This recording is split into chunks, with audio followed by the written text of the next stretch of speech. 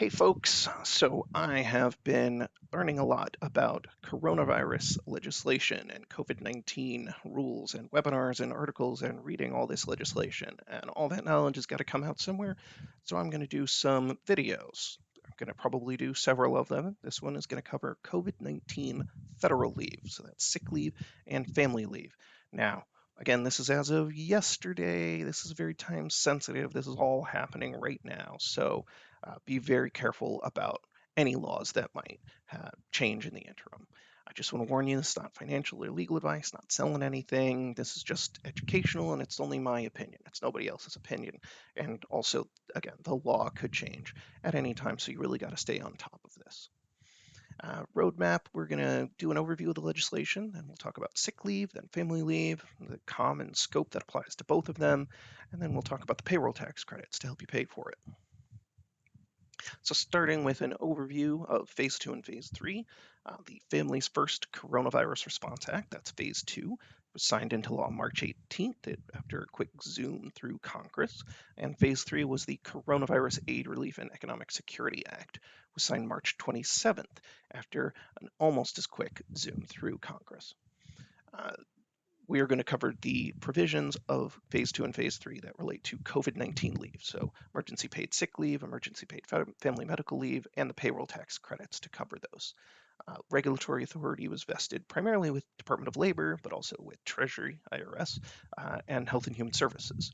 We've already got guidance out. The DOL has released questions and answers. They've released field assistance bulletin, and this week we got a temporary regulation. So we are already getting lots of law, and we expect a lot more. What we know is the DOL is not enforcing the paid sick and paid family leaves through April 17th of this year. After that, game on. But a little bit of a transition period. But remember, all this is still subject to change, so we could get more regulatory guidance from the DOL, from the IRS, from Health and Human Services. Congress could write more laws. So you got to keep your ear to the ground if you want to know what's happening here. So let's start with the COVID-19 sick leave. And again, we're just looking at federal law under Phase 2 and Phase 3. You're getting 2 weeks of emergency paid sick leave for COVID-19.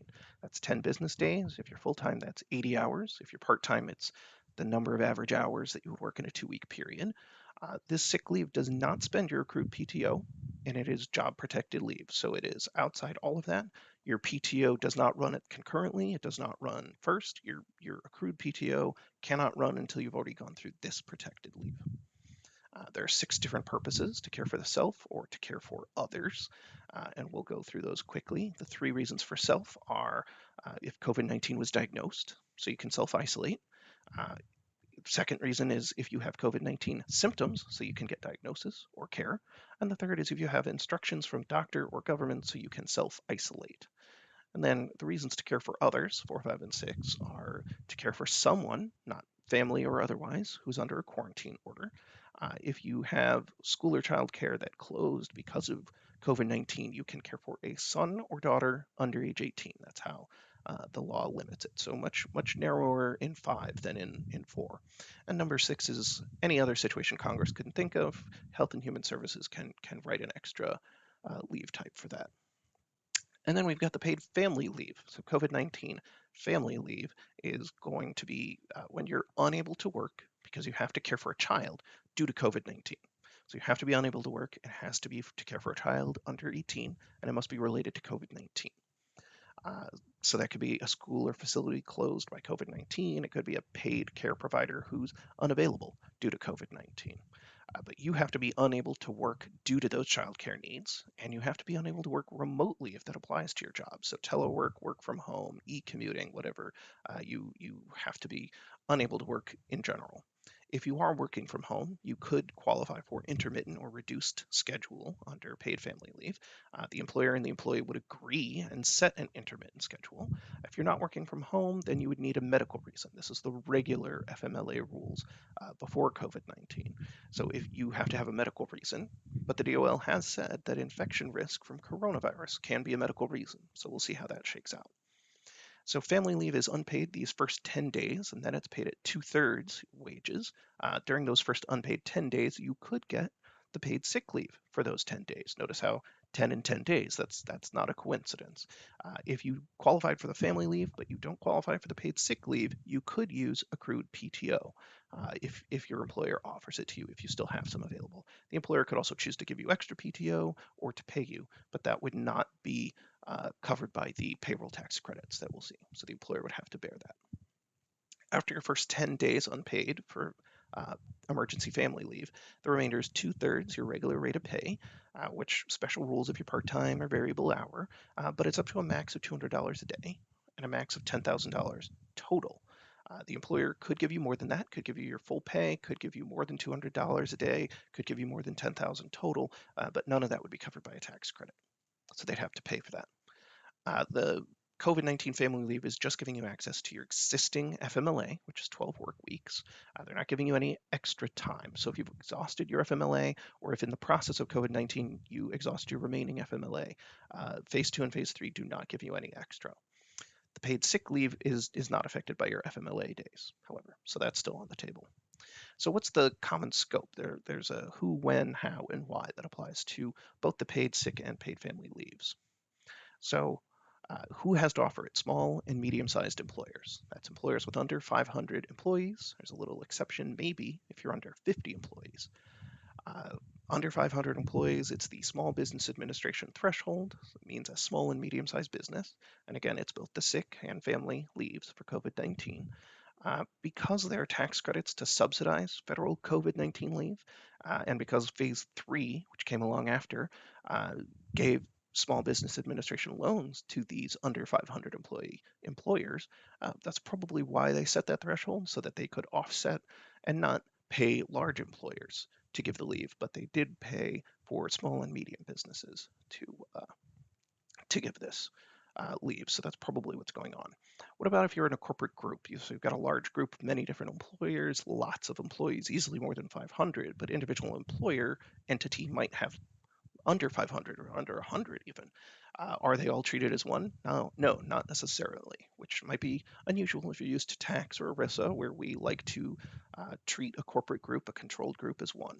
But that does not apply here. You have to look to the Fair Labor Standards Act or the Family and Medical Leave Act. And I've got the regs right there for the joint employer and integrated employer tests. Basically, if you're treating these employees as being employed by multiple companies, then you can benefit from those rules.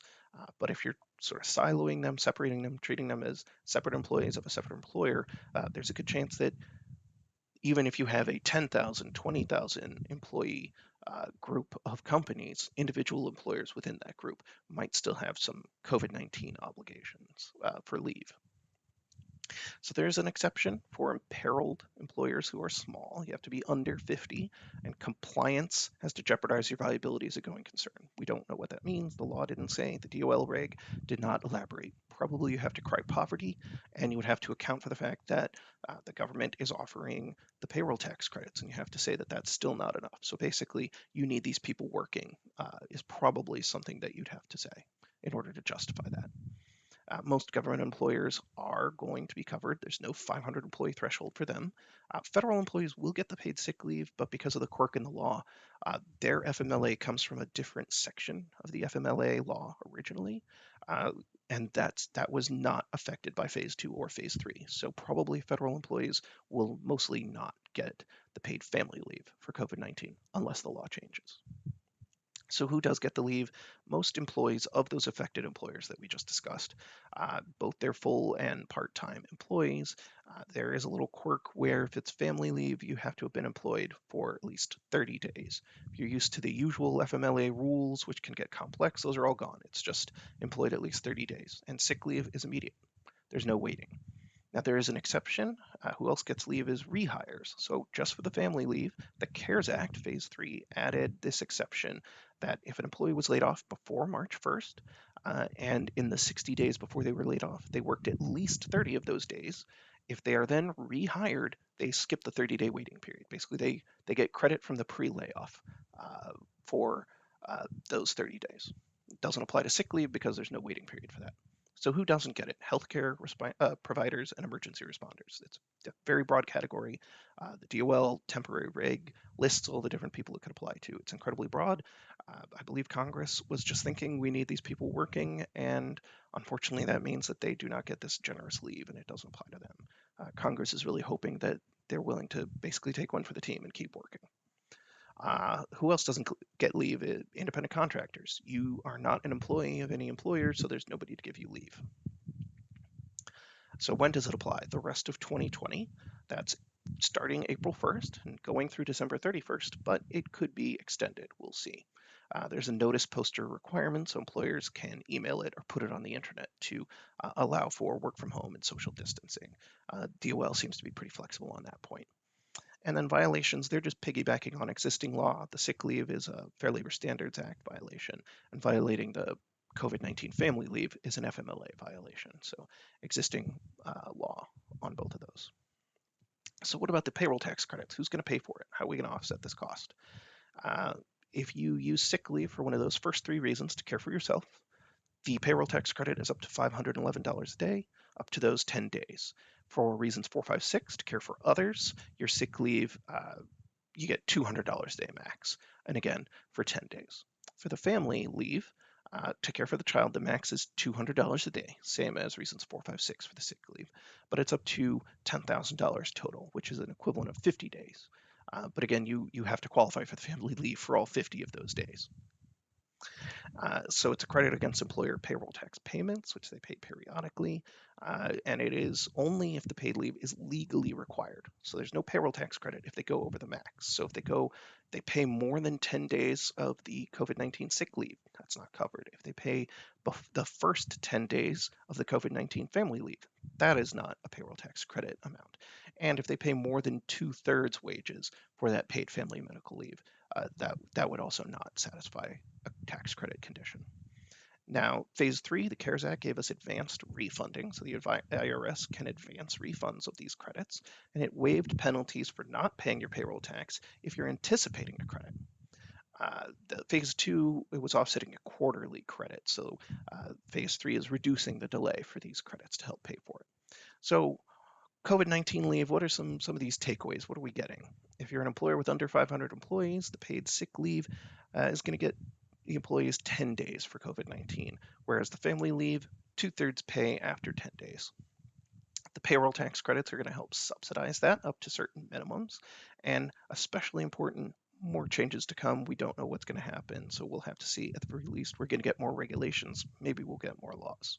So what are we going to do to deal with this pandemic? Stay home if you can, wash your hands whenever you need to, and wear a mask to the extent that you're not taking it from someone who really needs it. If you've got a little bit of cloth or something, go ahead and use that and try to reduce your risk of infecting other people and of them infecting you.